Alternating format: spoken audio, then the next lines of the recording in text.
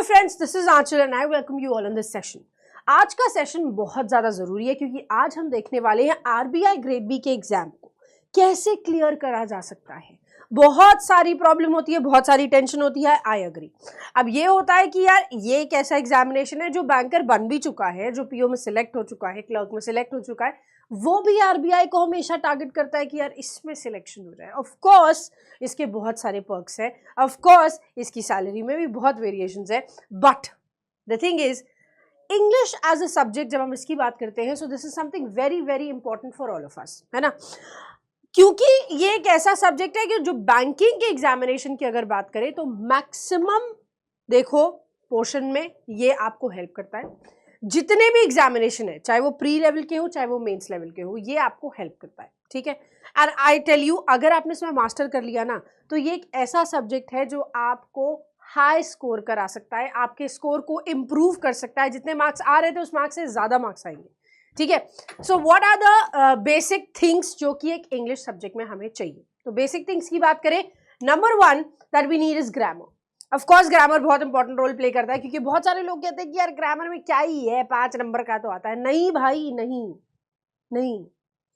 आपको लगता है ग्रामर 5 नंबर का आता है, लेकिन ग्रामर सिर्फ सेंटेंस इंप्रूवमेंट या एरर डिटेक्शन में नहीं आता। आप देखो, वर्ड स्वैप के क्वेश्चंस में आपको ग्रामर हेल्प करता है, फिलर्स के क्वेश्चन में आपको ग्रामर हेल्प करता है, क्लोज टेस्ट के क्वेश्चन में आपको ग्रामर हेल्प करता है। अगर आप पीओ का एग्जामिनेशन देने जा रहे हो, मेंस के एग्जामिनेशन के जस्ट बाद आपको मिलेगा एक 30 मिनट्स का टाइम, जिसमें आपको डिस्क्रिप्टिव राइटिंग करनी होगी। अगर वो डिस्क्रिप्टिव राइटिंग में आपका ग्रामर गड़बड़ हो गया, अगर आपको नहीं सही से लिखना आया, आपके सारे सेंटेंसेस में ग्रामेटिकल स्पेलिंग एरर्स ये सब हो गए, तो ऑब्वियस सी बात है उसमें आप पास नहीं होंगे। और अगर उसमें पास नहीं हुए तो मेंस का पेपर भी चेक नहीं होगा, क्योंकि वो क्वालिफाई करना जरूरी होता है, right. So the thing is कि ग्रामर एक रेस्ट्रिक्टेड एरिया में 5 या 6 नंबर की चीज नहीं है। ग्रामर एक बहुत इंपॉर्टेंट रोल प्ले करता है, जो हमें बहुत सारी अलग अलग चीजों में हेल्प करता है। फॉर दैट मैटर, अगर हम लोग बोले वोकैबुलरी के जो क्वेश्चंस होते हैं, वर्ड यूसेज, एक शब्द दिया है, वो वर्ड यूज्ड वहीं पर सही से किया है, लेकिन हमें ये नहीं पता उसका कौन सा फॉर्म यूज होगा।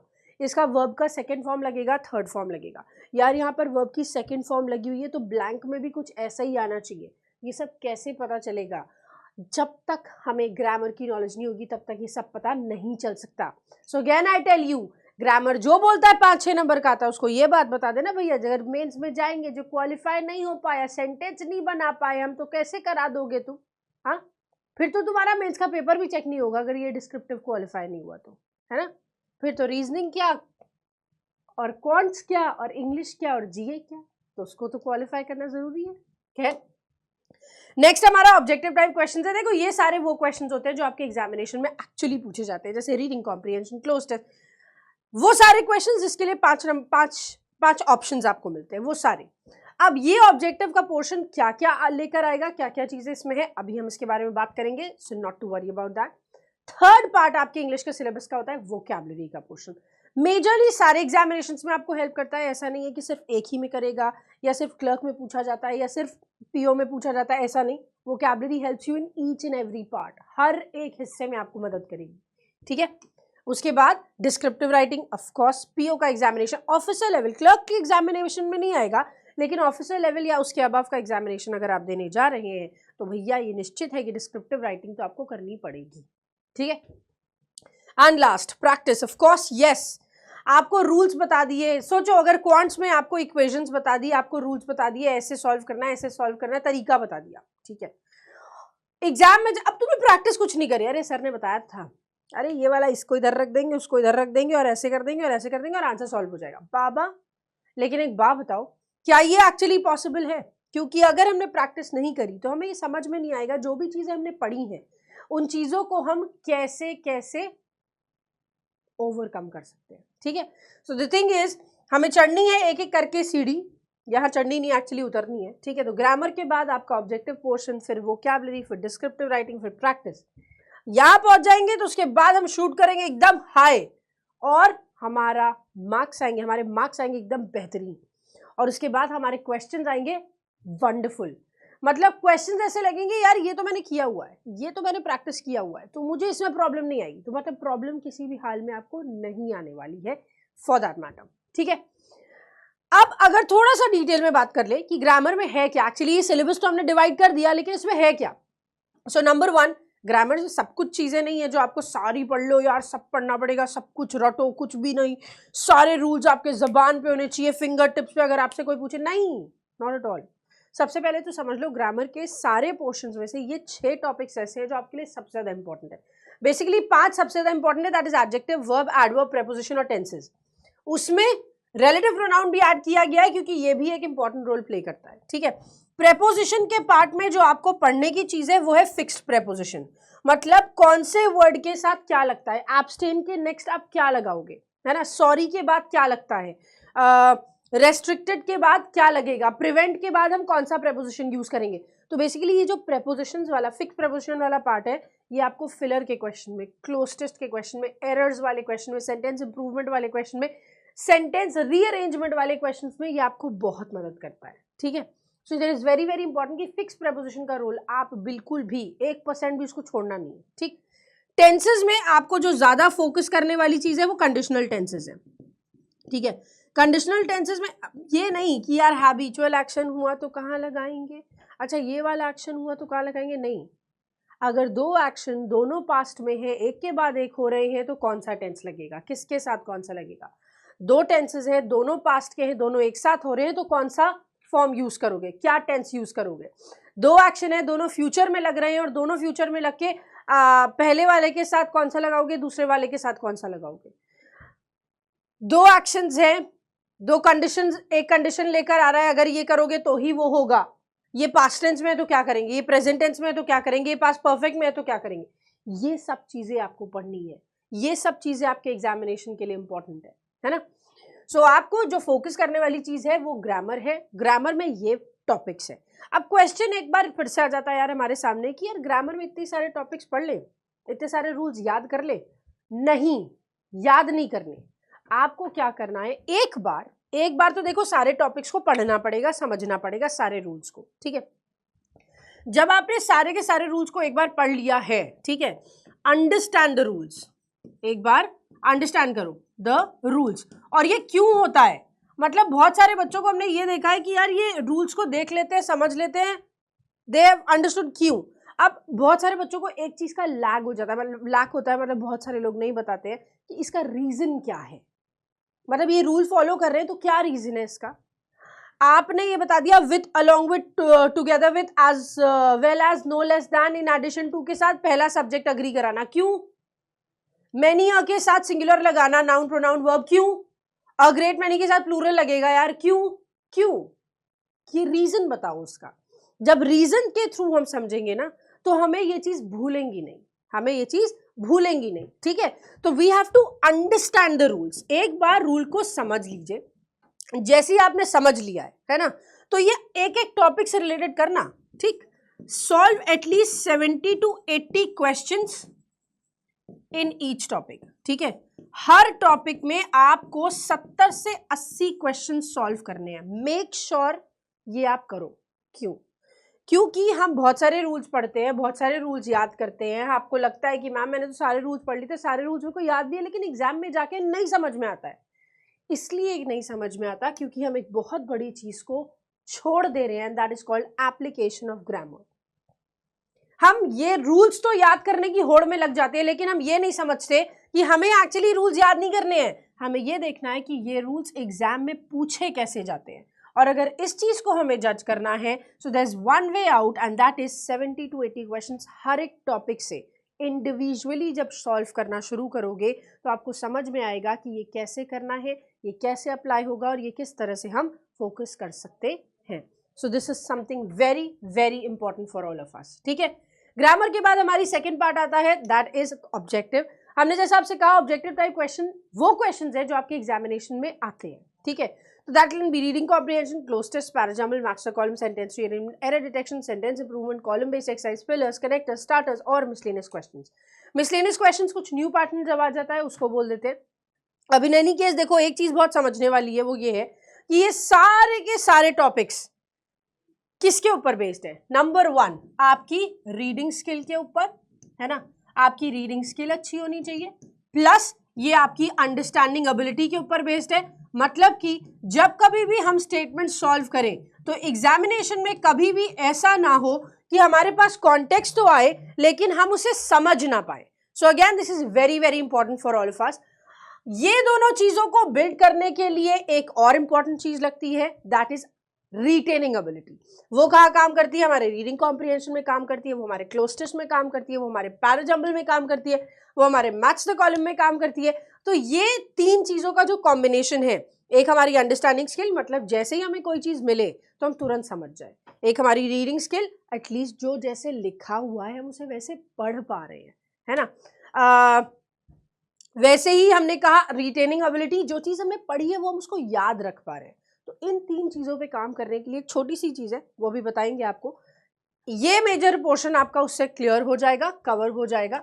उसके बाद आते हैं हम वोकैबुलरी के पोर्शन पे। तो वोकैबुलरी में जो क्वेश्चंस मेजरली पूछे जाते हैं वो होते हैं वर्ड यूसेज के, वर्ड इंप्रूवमेंट के, वर्ड स्वैप के। देखो, अगर हम ये कहें कि क्या हमारे पास वोकैबुलरी के सिनोनिम एंटोनिम डायरेक्टली पूछे जा रहे हैं आजकल या कुछ सालों में देखा जाए, तो वोकैबुलरी के क्वेश्चन डायरेक्टली नहीं पूछा जा रहा है, सिनोनिम बता दो, एंटोनिम बता दो, ऐसा नहीं। जो आपके पैराग्राफ में क्वेश्चन आ रहा है, रीडिंग कॉम्प्रिहेंशन में क्वेश्चन आ रहा है, उसी को वो ओपन करते हैं, उसमें बोल देते हैं इसमें एक वर्ड यूज्ड है, इसका अकॉर्डिंग टू पैसेज एंटोनिम या सिनोनिम बता दो। तो डायरेक्टली अब नहीं पूछे जाते। नाउ कमिंग बैक, इनका बेस कैसे प्रिपेयर होएगा? देखो, पहली बात, किसी भी वर्ड को, या हम कहते हैं आप एक आर्टिकल पढ़ो, आप 5 से 6 वर्ड्स को लर्न करो, आप 5-6 वर्ड्स को 15 दिन बाद भूल जाओगे। बट हमारा आइडिया क्या होना चाहिए? हमारा आइडिया होना चाहिए कि वो जो चीज हमने याद करी है वो हमको याद रहे, right? So better way of doing it is root words. Root words हम क्यों प्रेफर करते हैं? मतलब मेरा बार बार होता है यार कि रूट वर्ड्स के थ्रू पढ़ो, रूट वर्ड्स के थ्रू पढ़ो। क्यों रहता है ये? क्योंकि एक वर्ड को अगर आप रूट वर्ड्स के थ्रू पढ़ोगे तो एग्जामिनेशन में आपके लिए प्रॉब्लम नहीं आएगी। I will tell you why. अगर मान लो किसी ने आपको कोई भी वर्ड दिया और आपको उसकी मीनिंग नहीं पता थी, ठीक है, सपोज करो एक वर्ड आपको दिया गया सोमनाम्ब्यूलिस्ट, है ना, तो आपको इसकी मीनिंग नहीं पता थी, तो क्या करें?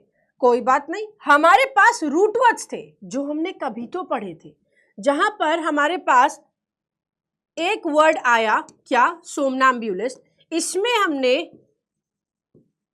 इसमें हमने वर्ड को जब डिवाइड करने की बात करी तो हमारे पास बहुत अच्छे से डिवीजन हो गया कि सोम्न एक रूट वर्ड था जिसका मतलब था स्लीप, एम्ब्यूल एक रूट वर्ड था जिसका मतलब था मूव या फिर वॉक करना, और फिर आईएसटी जहां लग जाता है वो एक पर्सन को डिफाइन करने लगता है। तो हम बेसिकली ये कह सकते हैं अ पर्सन हु वॉक्स या moves in sleep is called somnambulist, है ना। तो हमें भले ही पूरे वर्ड की मीनिंग ना पता हो, लेकिन हमें वो छोटे छोटे टुकड़ों की मीनिंग पता है, और वो जो छोटे छोटे टुकड़े होते हैं उन्हें ही हम रूट वर्ड्स कहते हैं, ठीक है। तो यही रूट वर्ड्स हमें डिफाइन करने होते हैं। अब जैसे सपोज करो आपको किसी ने वर्ड बताया मिसैंथ्रोपी या मिसैंथ्रोपिस्ट, ठीक है, तो अभी आपने पढ़ा क्या? आईएसटी जहां लगता है तो वो किसी पर्सन को डिफाइन करता है, इंसान को, ठीक है। मिस हेट्रेड को डिफाइन करता है, नफरत को। एंथ्रोप ह्यूमन को डिफाइन करने की बात करता है ना। तो अगर हम इसको लगाएं तो क्या हो जाएगा? क्या मीनिंग निकलेगा? बताओ, क्या मीनिंग निकलेगा? लोग ह्यूमन इंसान। तो ऐसा इंसान जो इंसानों से नफरत करता है इज मिसैंथ्रोपिस्ट, ठीक है। मिसैंथ्रोप लगा दोगे तो वो नफरत को डिफाइन करेगा।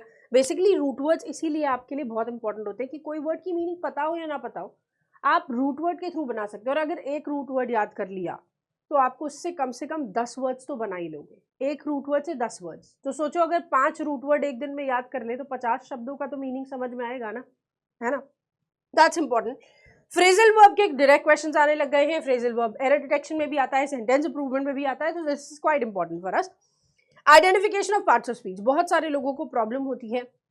फिलर को कैसे समझे, क्लोज टेस्ट को कैसे समझे, सेंटेंस को समझे कैसे कि वो क्या है। जैसे अगर वर्ड लगाना है, सपोज करो एक ब्लैंक है, ब्लैंक से पहले हमारे पास एक आर्टिकल दिया हुआ है, दैट इज सपोज द दिया है, ठीक है, और इधर एक हमारे पास नाउन लगा हुआ है, ठीक है।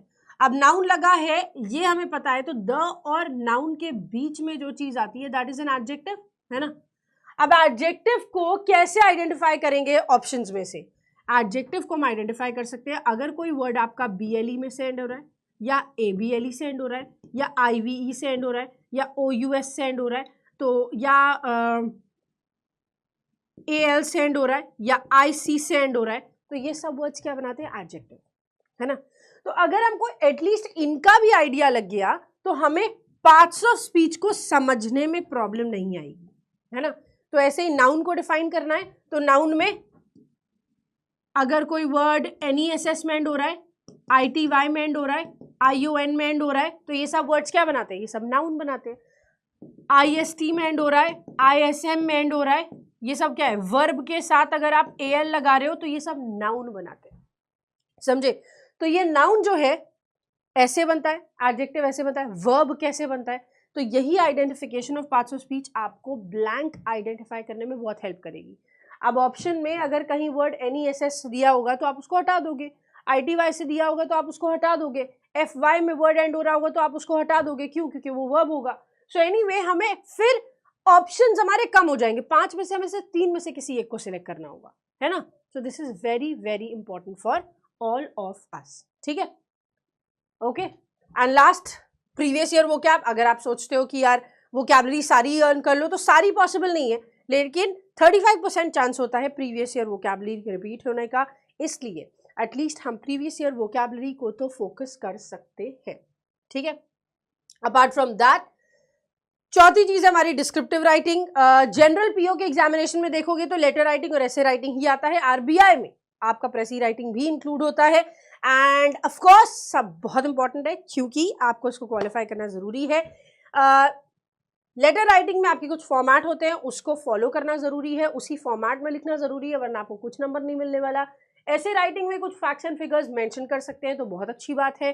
प्रेसी राइटिंग में बहुत एक बड़ा सा पैराग्राफ को छोटे से पैराग्राफ में कन्वर्ट करके लिखना होता है, तो that is also an interesting exercise. बस इस पर प्रैक्टिस करने की जरूरत है।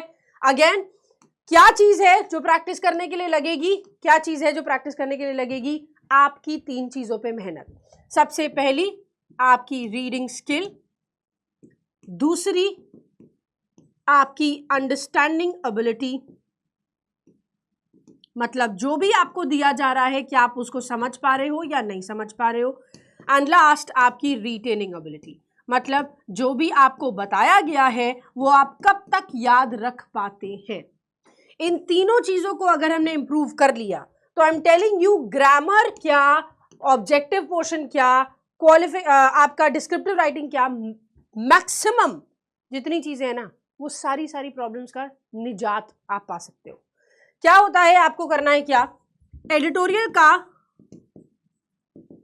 पेज ओपन करें, ठीक है। और एडिटोरियल का पेज ओपन करने से मेरा मतलब ये नहीं है कि पहले दिन से ही तुम द हिंदू पढ़ने लग जाओ, फाइनेंशियल एक्सप्रेस पढ़ने लग जाओ, नहीं, ये काम मत करना, क्योंकि वो आपके लिए बहुत एलियन वर्ड्स लेकर आएगा। एलियन वर्ड्स एज इन वो वर्ड्स लेकर आएगा जो आपको समझ में नहीं आएंगे, सेंटेंस स्ट्रक्चर ऐसे लेकर आएगा जो आपको समझ में नहीं आएंगे। सो ये हमारे लिए बहुत जरूरी है कि हम शुरुआत टाइम्स ऑफ इंडिया से करें, ताकि हमें समझ में आए, कॉन्टेक्स्ट धीरे धीरे करके समझ में आए, और फिर उसके बाद हम द हिंदू पे या फाइनेंशियल एक्सप्रेस पे, इकोनॉमिक टाइम्स पे, ये सब पे हम मूव कर सकते हैं। तो एडिटोरियल में क्या करना है आपको, सिलेक्ट 1 आर्टिकल। आप एक आर्टिकल को सिलेक्ट कर लें। एक आर्टिकल ऑलमोस्ट 40 to 45 लाइंस का होता है। हमने बहुत बार ये बात बताई है, लेकिन आपको करने की जरूरत है, ठीक है। 40 to 45 लाइंस का होता है। 40 to 45 लाइंस को आपको क्या करना है, आपको इस आर्टिकल को डिवाइड इनटू 3 to 4 पार्ट्स, ठीक है। जब आप 3 से 4 पार्ट्स में इनको डिवाइड करोगे तो अराउंड 10 to 12 लाइंस का एक पार्ट हो जाएगा, है ना। 10 to 12 लाइंस का एक पार्ट हो जाएगा। तो अब इन 3 से 4 पार्ट्स में से जो आपने 10 से 12 लाइन निकाली है, आपको क्या करना है, आपको इन 10 से 12 लाइंस में से 10 से 15 वर्ड्स निकालने हैं जो कि इंपॉर्टेंट है। कोई सेंटेंस नहीं बनाना, ऐसे 15 वर्ड्स निकालने हैं जो कि आपको इसमें जो भी दिया हुआ है ना उसको याद करा सके। हमें क्या प्रॉब्लम आती है, हम कॉम्प्रिहेंशन पढ़ने जाते हैं, पहला पैराग्राफ हमने पढ़ा समझ में आ गया, दूसरा पढ़ा समझ में आ गया, तीसरा पढ़ा समझ में आ गया, चौथा पढ़ा समझ में आ गया, लेकिन यहाँ आते आते तक ये भूल जाते हैं कि यार इसमें दिया क्या हुआ था। प्रॉब्लम ऑफ रिटेनिंग एबिलिटी, है ना। तो ये अगर हम ये 10 से 15 इसको हमने पढ़ा और यहाँ हमने 15 वर्ड्स लिख लिए, इसको हमने पढ़ा, यहाँ हमने 15 वर्ड्स लिख लिए, सेंटेंस नहीं बनाना है, सिर्फ 15 वर्ड्स जो आपको याद दिला सकते हैं कि इसमें दिया क्या हुआ है ना, हिंट वाले वर्ड्स। ऐसे ही यहाँ पर 15 वर्ड्स लिख लिए। तो हुआ क्या, अब हम यहाँ पर भी पहुंचे तो हमें पता है कि यहाँ क्या दिया है। हम थर्ड भी पढ़ रहे होंगे तो हमें पता है यहाँ क्या दिया है, हम फर्स्ट पढ़ रहे होंगे तो हमें पता है कि यहाँ क्या दिया हुआ है। और अगर एग्जामिनेशन में ऐसा क्वेश्चन आया तो हम आसानी से सॉल्व कर पाएंगे। अगर ये काम आपने रेगुलरली 30 डेज तक कर लिया, I am telling you there will be nobody जो कि आपको किसी भी तरह के क्वेश्चंस को सॉल्व करने में प्रॉब्लम क्रिएट करे। कोई नहीं कर सकता इसके बाद, क्योंकि ये आपकी तीनों चीजों को इंप्रूव करेगी जो कि आपके एग्जामिनेशन के लिए मस्ट है। एंड देयरफॉर ये हमारे लिए भी सबसे ज्यादा जरूरी है कि हम इन चीजों के ऊपर काम करें। ये काम करना आपके लिए बहुत जरूरी है, ये काम करना हर एक उस एस्पिरेंट के लिए बहुत जरूरी है जो पीओ या उसके अबव लेवल के एग्जामिनेशन को टारगेट कर रहा है। And I don't think so किसी को भी अच्छी जॉब अच्छी नहीं लगती है ना। So it's very very important कि हम पहले दिन से ही इस तरह से फोकस करें ताकि हमारा डेवलपमेंट ही ऐसा हो कि एग्जामिनेशन में हमें हेल्प मिले। देखो, एडिटोरियल काफ़ी इंपॉर्टेंट है, रीडिंग स्किल बहुत इंपॉर्टेंट है। अगर आपको लगता है कि मैं अभी शुरुआत कर रहा हूँ, सिर्फ पढ़ने की शुरुआत कर रहा हूँ और मुझे एडिटोरियल स्टार्टिंग में नहीं समझ में आ रहा, तो कोई ऐसी न्यूज़ पढ़ो जो आपको इंटरेस्ट करती है। किसी को हॉलीवुड में इंटरेस्ट है, हॉलीवुड न्यूज़ पढ़ो। किसी को बॉलीवुड में इंटरेस्ट है, बॉलीवुड पढ़ो। किसी को स्पोर्ट्स में इंटरेस्ट है, स्पोर्ट्स पढ़ो। किसी को नॉवल में इंटरेस्ट है, नॉवल पढ़ो। लेकिन अपनी रीडिंग स्किल डेवलप करना शुरू करो, ठीक है। जब आपको नॉर्मल चीज़ें समझ में आने लग जाएंगी उसके बाद आप एडिटोरियल सेक्शन में पढ़ो। और हम बता रहे हैं आपको, जब आप आर्टिकल प्रिपेयर करते हो ना, तो आर्टिकल के साथ साथ आपका जीए भी प्रिपेयर हो रहा होता है, ठीक है। क्योंकि एडिटोरियल में जो न्यूज़ आएगी वो न्यूज़ तो आपके लिए, सबके लिए कॉमन है ना। तो आपका एडिटोरियल भी प्रिपेयर हो रहा है। प्लस एक और प्लस पॉइंट है, जब हमारी ये तीन चीज़ें डेवलप होती हैं तो हमारी डीआई में जो इतनी सारी इन्फॉर्मेशन दी रहती है वो पढ़ने में आसान लगती है। जो हमारी रीजनिंग में, लॉजिकल रीजनिंग में इतने सारे क्वेश्चंस दिए रहते हैं, इतने सारे स्टेटमेंट्स दिए रहते हैं, सीटिंग अरेंजमेंट में, पजल में, वो सब समझने में आसान लगने लगते हैं। क्यों? क्योंकि हमारी ये दो चीज़ें इम्प्रूव हो चुकी हैं। सो ऑल टुगेदर अगर आप ये करेंगे तो आपको जीए में, इंग्लिश में, रीजनिंग में, क्वांट्स में, सब में हेल्प मिलेगी। तो क्या बुरा है भाई इसमें, है ना। So it's very very important कि हम सभी चीज़ों को फोकस करने के लिए ये एक काम करना अभी से शुरू कर दें, ठीक है। ये था हमारा एक कॉम्पोजिशन जिसके लिए एक्चुअली हमें ज़रूरत है एग्जामिनेशन में फोकस करने की और चीज़ों को बेहतर बनाने की। आई होप एंड विश कि आप इस पे काम करना अभी से शुरू कर दें ताकि एग्जामिनेशन आने तक आप अपने आप को इतना ज़्यादा स्ट्रॉन्ग कर ले कि बिल्कुल भी 1% आपको ऐसा ना लगे कि नहीं यार ये चीज़ छूट गई या फिर ये चीज़ हमारे लिए प्रॉब्लमेटिक। अब ये तो कोई ह्यूमन टेंडेंसी है, कुछ भी कर लो ये तो लगता ही है कि बस कुछ छूट गया, कुछ छूट गया। लेकिन अगर आप इस पे प्रैक्टिस करना शुरू करते हैं, इस चीज़ को इसी स्ट्रैटेजी के साथ करना शुरू करते हैं, तो आई एम टेलिंग यू आपको कभी भी कोई भी प्रॉब्लम इस सब्जेक्ट से रिलेटेड नहीं आएगी। इट्स जस्ट दैट आपको कमिटमेंट देनी है और इस कमिटमेंट पे अपना काम रेगुलरली करते रहना है, ठीक है। So all the very best, thank you so much for joining me here guys, bye bye, take care.